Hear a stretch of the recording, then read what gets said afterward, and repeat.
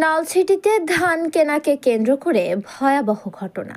ধান ব্যবসায়ী নূরে আলম হাওলাদারের ৩ ছেলে তারেক, তুহিন ও তাহিনকে ধারালো অস্ত্র ও রড দিয়ে কুপিয়ে গুরুতর জখম করা হয়েছে। অভিযোগ উঠেছে, ধান কেনার কথা বলে ডেকে নিয়ে সূর্যপাশার মোনাই বাড়িতে এই হামলা চালানো হয়। শুধু তাই নয়, হামলায় আহতদের কাছ থেকে নগদ ৮৭,০০০ টাকা ও একটি স্মার্টফোন ছিনিয়ে নেওয়ারও অভিযোগ রয়েছে।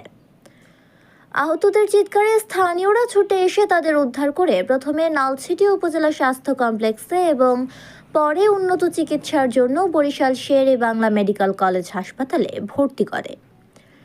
এ ঘটনায় আহতদের পিতা বাদী হয়ে নলছিটি থানায় একটি অভিযোগ দায়ের করেছেন। অভিযুক্তরা হলেন হিরণ তালুকদার, হারুন তালুকদার, মুজিবুর তালুকদার, মাহফুজ তালুকদার, শরীফুল হাওলাদার ও রিয়াম। অভিযোগে উল্লেখ করা হয়েছে, ধান পছন্দ না হওয়ায় তর্ক বিতর্কের জেরে আসামিরা অতর্কিত হামলা চালায় এবং ধারালো অস্ত্র দিয়ে কুপিয়ে ও রড দিয়ে পিটিয়ে আহত করে। নলছিটি থানার অফিসার ইনচার্জ জানিয়েছেন, তারা অভিযোগ পেয়েছেন এবং তদন্ত করে আইনানুগ ব্যবস্থা নেবেন।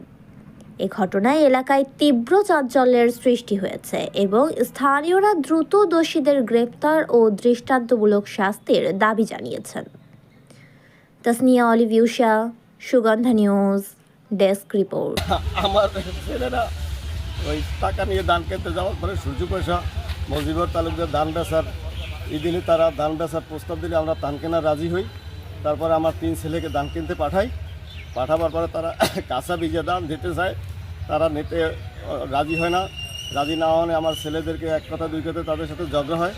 ঝগড়া হওয়ার পরে তারা আলুবাত আলী তাদেরকে মারধর করে এবং তাদের বড় ছেলের কাছে ছিল ৮৭,০০০ টাকা ধান কেনার, সেই টাকাটা রেখে দিয়েছে এবং ওই মোবাইল ছিল, মোবাইল রেখে দিয়েছে। তারপরে খুব মারধর করছে, আলুবাত আলী কোপাইছে, তারপরে তার বাড়ি দিয়ে হাত ভাঙিয়ে দিয়েছে।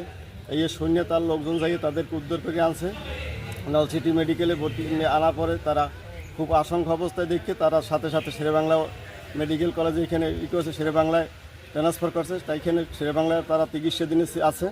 আমার ছেলে বড় ছেলের অবস্থা খুব আশঙ্কাজনক, তারা বইতে আছে, ট্রিটমেন্টে আছে।